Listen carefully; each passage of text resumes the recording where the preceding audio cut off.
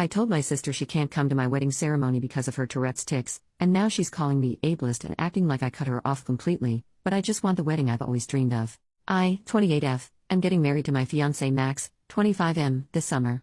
My sister, who I'll call Megan, 32F, has pretty serious Tourette's. Certain physical movements and saying ha ha ha are her most common tics, but there are others as well. As long as I've been alive, I've never seen Megan sit through a long ceremony or presentation without tics, not even her high school and college graduation or for any siblings' graduations. Her ha ha ha is also extremely loud, bordering on yelling, and most of the time repetitive. I have involved and invited Megan to every aspect of the wedding, the rehearsal dinner, the bachelorette party, and the reception, except for the actual ceremony. My fiancé and I are writing our own vows, and I just want to hear him say them without interruption. The ceremony is fairly long, and I seriously doubt Megan's ability to go that long without ticking. She has said that holding back tics is like holding back a sneeze, only 1,000 times more difficult. The only options I see for her going into the ceremony are 1. Letting the tics go on as normal and be scrutinized by Max's side of the family who hasn't met her yet, or 2. Trying to suppress them the whole time. Either way, it would be a miserable experience for her. I have explained Megan's situation to guests who were unaware, but in Max's family there are several young children and elderly people that I doubt will have tact. Megan was heartbroken when I told her I didn't want her at the ceremony. I explained my reasoning to her about how the ceremony wouldn't be fun for her either way, but she didn't want to hear it. She admitted that she will likely tic when we're reading our vows, but insisted we can just pause and carry on or speak over it. I know this is selfish, but I don't want Max to pause or speak over someone. I want him to read his vows just as he wrote them. Megan has accused me of being mean, ableist, and a bridezilla. My dad is on my side, my mom is on Megan's side, and my other sister, 24F, agrees with me but thinks I should let her come anyway. Max supports whatever I decide but says he hopes this doesn't fracture our sister relationship. So, am I really in the wrong for this? Edit: the kids I'm mentioning went to Max's cousin's wedding last year and were very well behaved, even though their ceremony was longer than what we're planning ours to be, so that's why I'm fine with them. I don't know if this helps, but I am also autistic and have severe struggles when my routines are interrupted or when things don't happen how I planned them. I have often been accused of being a control freak, 2 type A, etc. Maybe this is just me letting my controlling personality get in the way. Edit number 2. I'd like to clarify my biggest issue isn't the verbal interruptions, which would greatly upset me anyway, but potential harm for Megan and other guests. There is a non-zero chance she could injure herself or others. This is the actual crux of the issue. I could potentially handle verbal interruptions, although they would make me incredibly unhappy and uncomfortable, but I don't think I can deal having to stop the wedding because someone has been hurt. It usually only happens in high-stress situations or when she was younger, but crowds and large groups of people have historically been a trigger for her, and the ceremony would require her to stand in front of a huge crowd pretty closely to other bridesmaids. It's happened only a few times in the past year, which should make me feel confident, but I feel like the anxiety has just been growing and growing, and I don't know how to stop it other than making sure there is a 0% chance it could happen. Even though she said she could deal, she has a history of either underestimating or minimizing how bad her tics would be. She said she could handle her stressors and manage them but whacked me in the face at a funeral a couple years ago. She says she can handle the wedding, and I'm truly sorry if this is ableist, but I simply don't believe or trust her anymore. She is either not being truthful with me or herself about how bad the tics can get. Sorry for so many edits. But I did not mean to communicate that I was ashamed of Megan or cared if Max's family did not approve of her. If that was true, I wouldn't have her at any parts of the wedding since those family members will also be there. Based on her previous reactions to similar situations, I assumed that kids staring would upset her, not me. Stress is a trigger for her. But people in the thread were right about how it wasn't my place to assume and dictate how she would feel, and I messed up on that part. It's hard to balance when Megan does have a history of downplaying or underestimating how bad things could get. Minor update: I called my dad to double check, but there is a nursery room in the church where people can watch what's happening in the church live on a TV inside. I hadn't known about it because it wasn't there when I was a kid, but it will definitely be on my list of proposed compromises when I speak with Megan. I want to address some frequently asked questions. Why didn't you suggest a compromise, such as Skyping? I genuinely did not think of them. I struggle with rigid thinking, and often categorize things as an absolute yes and no without thinking of any options in between. The suggestions for compromise have been very helpful, and I will bring them up to Megan. How would you feel if you were disinvited because of your autism? If the reasoning was sound, such as they believe the environment would lead me to have a meltdown, then I would understand. What if your child has Tourette's? How would you feel if they were excluded? Since Tourette's, as many of you have pointed out, is genetic, Max and I have thoroughly discussed how we would raise them.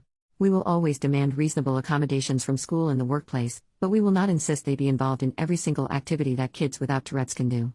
If we had a child that was in a wheelchair, we would not insist they be put on the track field alongside able-bodied kids to see if they can will a 400-meter faster than they could run it.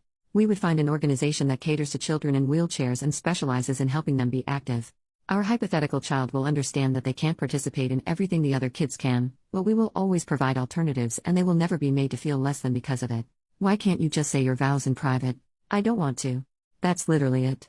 I feel pretty justified in all my other plans regarding Megan, but this is simply a selfish desire rooted in nothing but Max and me's feelings. The thought of doing vows in private makes me unhappy, the thought of doing it in front of everyone makes me happy. You can call me the jerk for that if you wish. Why doesn't your family consider that her tics particularly distress you because of your own disability, autism? It has never been taken very seriously by my family because it pales in comparison to Megan. If one child is drowning and the other one is just barely treading water, you go to the drowning child first. Why are you marrying into Max's family if they will be ableist to Megan? They have never been ableist to Megan. When I say I worry about their behavior, I specifically mean younger children and elderly people who aren't mentally there being able to stop themselves from staring. Why do you care what Max's family thinks? I don't. I don't know how else to communicate that. It's not just that Max's family staring upsets me. The real issue is that when they stare, it upsets Megan, which stresses her out and increases the likelihood of her titching. That stress can trigger a violent tic, putting her at risk of harming herself or others. There is also selfish option 2, where it causes a verbal tic and the consequence is just me being upset. If the kids are well behaved at the other wedding you mentioned, why can't they be told by their parents on how to behave at this one? And now we come to the FAQ that renders the 2 previous ones completely irrelevant. You were right, I was wrong. I was catastrophizing. I don't care if that's not a word. Several people have pointed out that beyond their parents' ability to instruct them, they may have disabled people in their class or their lives they see often. I was projecting my own personal experiences because children rarely, if ever, don't stare at Megan when she is titching. However, I honestly realize that there's a big difference between a kid who has been prepared from conversations from their parents and know what to expect, versus kids who see some random lady yelling in the supermarket and their mom snaps at them to stop staring. In my mind, all kids were the same. I would also like to clarify that I'm upset about her verbal tics because they affect me. I'm sensitive to loud and unexpected noises, which is exactly what her tics are. Most of the time I push down my negative reactions, but if it was just us alone in the room I would still be distressed by her tics. What are her violent tics? The 3 main ones I know of are the elbow, stomping, and flailing her arm. Stomping and flailing her arm are just normal motor tics that people are sometimes caught in the crossfire of. With the elbow, she's explained she must elbow someone or something. Most of the time it's just the wall or whatever chair or couch she's sitting on, but sometimes it's a person. The elbow is also dangerous because it comes on very suddenly and is hard to hold back. The most recent elbow victim was the couch at my parents' house. The last human victim was my dad at Thanksgiving. No offense to him, but he has a decent layer of fat insulating him, so he was fine. Update: the next day, all 3 girls are moved out the house. Max and I have an apartment in a big city that will remain unnamed for privacy reasons, and my youngest sister, 24F, I will call her Mia, is in law school at a university that will also remain unnamed. We're both in relatively drivable distances from our hometown, where Megan and our parents live. It's a small town where everyone knows everyone type of deal, and Megan attended a community college where she was already known by the professors and student body. While Megan lives on her own, she is very reliant on our parents. She has never even attempted to get a driver's license because of the possibility a tic could cause her to swerve, reasonable in my opinion, so my mom drives her to and from work every day. This is not me looking down on Megan in any way for not attending a 4-year big name like Mia and I, or for needing extra help from our parents, because she does need it. This is to explain that Megan and my parents, particularly my mom, are very close. In my opinion, my mom does things for Megan, mostly interpersonal conflicts, that I think she can handle on her own. Megan rarely communicates directly with Mia and I. Instead, our mom usually calls us and says Megan wants X or Megan mentioned she felt Y. Our fight about the wedding was one of the few real discussions we've had without mom mediating. So the first person I actually called was my mom and not Megan. I told her that Megan and I are both grown adults who are capable of handling ourselves. I said I will not take anything into consideration other than what comes directly from Megan's mouth. If mom tells me Megan is upset, I will disregard it. I got pretty frustrated when she steamrolled over my request and threw in her face that I'm the one paying for the wedding, not her and dad, which I regretted. I said I'm willing to work something out with Megan, but if they refuse to communicate or try to disrupt our conversation, all 3 of them will be disinvited. I reminded her Megan was an adult and hung up. I won't copy and paste the exact text I sent Megan, but here are the main points. 1. It was not my intention to hurt you, and I'm sorry. Please let me explain. 2. I want to talk, not text. Things are too easily misconstrued. 3. Your verbal tics have never been a problem for me. I didn't mean to make you feel ashamed of them. I don't want you to feel like we can't talk. The wedding ceremony is a one-time thing I can explain if you call me. 4. Mom and dad are not present in the room when she calls me. I have already called mom and told her to stay out of my business. I want to talk to her alone, and breaking my trust on this will have serious consequences. 5. A list of 2-hour blocks in the next 3 days I'm available to have a conversation. And 6. I love you. She responded picking one of the times tomorrow and nothing more, but I'm hopeful we can work this out. Second update, one more day later, I called Megan this morning. I'll summarize our conversation, excluding any verbal tics. It's very, very, very long, and all names are fake for privacy reasons. I will refer to myself as Michelle. 1. I told Megan I was sorry I hurt her feelings. 2. Megan said it was especially mean because I know how sensitive she is about weddings and that they're a sore spot for her. 3. I'm bamboozled. I informed Megan that I was not aware that weddings were a particularly sensitive subject for her. 4. Context. Megan and I are at the age where pretty much everyone is getting married, more so for Megan because she lives in our small hometown. Plenty of women and one man she considers close friends did not invite her to their wedding at all. She works at a boutique and has even encountered friends shopping for jewelry for weddings she wasn't invited to, but I didn't know that last part. 5. Megan does not believe me. How can I not know how upsetting it is when she and my mom have repeatedly mentioned the exclusion to me every time it happens? 6. My answer, well, you never told me you didn't get invited and you were sad about it, you just told me you weren't getting invited. 7. Megan says it's pretty easy to figure out and thinks I'm being purposefully obtuse. I was supposed to pick it up from context clues, the fact that she even said it, her tone when she said it, how many times she mentioned it, and apparently, literally everyone else had. 8. Megan cries. I don't know what to do. I just wait until she stops. 9. I remind Megan that I struggle interpreting things like that. This line is from Max, who I consulted, but he was not in the room. I told her that just like she needs some accommodations for her Tourette's, I need accommodations for my autism, and she has to explain things to me, especially feelings-related things, because I need that extra help. Here's a brief interlude you can skip if you want. Megan, you need someone to explain crying to you? Me, this is the first time you've cried about it to me. Obviously I know what crying means, I'm not a complete dummy. Megan, I didn't say you were a complete dummy. Me, I felt like it was implied. Megan, you just told me how bad you are at understanding implications. Me, I can still guess. Megan, well your guess is wrong. I concede to her but repeat what I said about needing some things explained to me. You said we didn't need to do that anymore. Only because Aunt Marnie was such a BTCH about it. Context, when I was 15 my dad's sister came to live with us and help out. Around this time I verbally expressed my need for clear explanations and she was so annoying. Example, she'd stop at a red light and huff, and then turn to me in the back seat and say slowly, that means I'm annoyed, like I was a toddler or something. My parents and sisters attempted with good faith and told off my aunt when she was being condescending in front of them, but they never quite caught on to what explanations I needed or didn't need. I just got tired of correcting them and announced I was fine after about 6 weeks or so. Max is very good at explicitly stating his feelings because his mom is a therapist. The whole family is very communicative and verbalizes their emotions. I didn't know you were that upset about it. I realized Megan did not know for the same reason I didn't know weddings upset her. I never told her. Plus, her tics were about at their height when this was going on, and I absolutely don't blame her for not being observant, especially as I do not have typical tells of neurotypical people when they're upset. Now I explained to Megan my idea of the nursery room and live streaming it to her so she can see it. The next accusation from Megan, you're ashamed of me just like friends are. You think I'm embarrassing? I say no, if I was ashamed I wouldn't invite her to anything at all.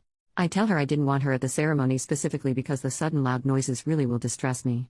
Especially in a typical setup where the bridesmaids are behind me and I can't see them, so I won't even have a warning that it's coming. She says fine in a tone that I am able to pick up on, and I ask her if this is how she really feels, because if it's not fine she needs to tell me. I haven't even brought up the possibility of violence yet because that will make her even more upset. After a significant pause, she says no offense but she feels like I'm just saying this to hide that I'm ashamed of her, that her friends make lots of excuses like that too. I say no, but I understand why it looks that way because I have always downplayed my own issues when I'm with our family, something else Max coached me on / suggested to me. I said that if she thought I was lying she could talk to Max, his family, or any one of my friends who can verify my sensitivity to loud sound isn't recent. She says fine in a way that I interpreted as being more mollified, and then I said I'm worried about her violent tics. She seems more understanding but insists she can handle it. I try to gentle my voice as much as possible, but explain that anything above a 0% chance is unacceptable for me. She says it's not that bad, but her tone of voice and inflection is different. I interpret from this that she might actually agree with me but is not ready to admit it yet or doesn't believe what she's saying. I remind her that all of our family are historically bigger and that she works out a lot, which I admire her for. None of the family members really get hurt when she elbows because we're all around her size, but she has to be reminded that she's a 5 feet 10 inches muscular woman. I reiterate this and bring up one of my bridesmaids as an example. Direct quote, all of the other, our last names, would be fine but Mary is 5 feet 0 inches and 115 soaking wet. If you elbowed, she would go the heck down and I don't think she would get up. She laughs a little uncomfortably, but I'm not joking. I remind her of Nana's funeral where she said she would be fine and then ended up smacking me in the face. I said I know Tourette's can be unpredictable, but she's had 32 years to figure out her limits. I remind her that she has consistently misled me about how bad things will be. She swears this time it will actually be fine, that she knows herself better than I do, and it's condescending to assume that she's lying. She also reminds me Nana's funeral was years ago, saying she's improved, and I remind her that the last elbowing incident was months ago. I give up at this point. I'm so tired of her lying. She knows she's lying, I know she's lying, and she knows I know. I say fine. You can be in the ceremony if you say you can. But if you hurt someone during the ceremony, you will have to leave immediately. You will be disinvited from the reception. If they sue you, I will not help financially or help you find a lawyer. And I will cut you off completely and not speak to you anymore. You will not get to meet your nieces and nephews, ever. If you're truly willing to risk all that, then you must be truly confident, and I trust you. Otherwise, the nursery room is always open and you can watch on the TV. She doesn't answer me, but starts crying and says, how can I do this to her? This is the only way she'll ever be in a wedding in any way. No one else wants her but her own family should. It's not fair, and she just wants for one time in her life to be in a wedding. This is a lot of information to process for me, so I just kind of pick out one piece and blurt it out before I can process the rest as a whole. Why don't you think you'll get married? She says, are you delusional? Nobody would ever want to marry me. I know this is really insensitive, but I wasn't trying to be mean. It was just my first reaction, I didn't think over it. I just said flatly, Megan, you're being really stupid. This seems to shock her into silence. I continued, you're very smart, you're very pretty, you work out, and you're a good person. There are lots of people out there you haven't met yet that could be a great match, maybe even someone who has Tourette's too, so writing yourself off and preemptively giving up is incredibly dumb. She sighs and says, you don't get it. I say yes I do, that I never thought someone would understand me until I met Max. I tell her that she's stayed in our hometown her whole life, and there's a reason I didn't marry anyone from there. I did something off script, which surprised me, but I said I know she doesn't like big crowds, but she should come to city with me and Max, or just me. I said she should try and meet new people. She seemed taken aback and almost horrified by the thought, so I said something was probably offensive, sorry, and said, there's an 80% chance a homeless tweaker will be doing something way more disruptive than you at any given time. She got really quiet and didn't say anything, so I reiterated my points. I'm not ashamed of the tics in and of themselves, I'm worried about potential harm they could cause. The motor tics are self-explanatory, and the vocal tics will distress me and make me uncomfortable. If she wants to bet our entire relationship on her confidence that she won't motor tic and hurt someone, she can be my guest, but I'm done. She starts begging me. Why can't I get a bigger venue so the bridesmaids have more room, and place an inanimate object near in case she gets the elbowing tic? Or why did I pick so many bridesmaids when I knew she would be one and she would be crowded? Why can't I just say my vows in private? Why can't I just ignore her when she tics? Why? Finally, she said she felt like I didn't take her needs into consideration and planned the wedding without thinking about her at all. I snapped. I said, of course I didn't think of you, it's my freaking wedding. Mine. I have spent my entire life thinking of you and how things might affect you and what you need instead of what I do. I moved this far away so I could stop thinking about you. You got everything. You got mom and dad's attention, all the sympathy, all the money went towards your treatments. I didn't get to see a therapist, just drive you to and from your appointments. When I was 9, you slammed a car door on my hand because of your tics and broke my finger.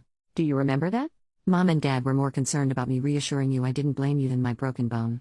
Everything is about you and your feelings. Oh, Megan is titching too much to pack her backpack, you get it, Michelle. I know she threw a vase at your head during a rage fit, but Michelle, imagine how bad she feels. Megan sitting alone at lunch again, be a good sister and abandon your friends to sit with her. And now I can't even have my own wedding without making it about you? Fuck off. Megan was silent and then hung up. Something else that was brought up in the comments that has now been resolved. Yes, Max has feelings about my family dynamic but always allowed me to dictate it, both because he knows I like control and because he doesn't have much experience with disabilities. 95% of things, we offer feedback to the other if we think they need it, seek advice, discuss, etc. But for my family, he never really said anything except a variation of I support your decision. He said he would like to have input, especially as they will soon be his family as well and, hopefully, interacting with our future children. I can get annoyed because his mom's a therapist and uses therapy speak pretty regularly and it's been passed on to both her kids. Secretly, I think he thinks he's sort of an honorary therapist because he was raised by one and got treated by another. Earlier in our relationship when I was accepting his advice for family matters, he would say things like you seem to have an avoidant attachment style, probably from being ignored by your parents in childhood. I told him in no uncertain terms I did not care to be psychoanalyzed and that was that. We talked a lot, but the gist of it is that he has had opinions on my family and struggles with his instinct to protect me and his desire to respect my decisions. From now on, I am going to listen to him and take his opinion into consideration when deciding about family matters. He promised to stop the therapy talk and says that was more him being 21 and trying to impress me with big words. I have noticed he doesn't really do it anymore. So after my call with Megan I walked into our shared bedroom, and he didn't even have time to ask how it went before I burst into tears. He held me for a while. I am fine with physical touch and affection, especially from him, as long as it's not unexpected. Eventually my phone started ringing again and I saw that it was Mom. I told Max that I didn't want to talk to her, but if I didn't pick up it would become a whole thing. He just silently held out his hand, and when I realized what he meant, I put my phone in it. The conversation wasn't on speaker and I didn't really care enough to try and listen to what she said, and for the most part I don't remember what he said after telling my mom I couldn't come to the phone, just the beginning. Well, Michelle's crying too. I think you should be just as concerned about that. And the end. Yeah, well, my parents have said they'd more than happy to walk her down the aisle, so you think on that. I told Max about these posts and he was a little confused but supportive, and thinks it's funny how I've picked out names starting with M for everyone. I have not had any more calls from my family, but Max called his mother, very nice lady, and put her on speaker, and she reiterated she'd be happy to walk me down the aisle with her husband. So that is that for now. I find the anonymity very freeing, as well as writing down what happened, so I will update you all as soon as there is on. Third update, 3 days later, an update and goodbye. Max and I have officially disinvited Megan and my parents from my wedding. I'm getting lots of support and love from his family. I've got all the advice I feel I've needed, so I'm going to delete this account as it has served its purpose. I'll leave this up for a little while before I do it so people who are invested can see it. Thanks for all the advice and help.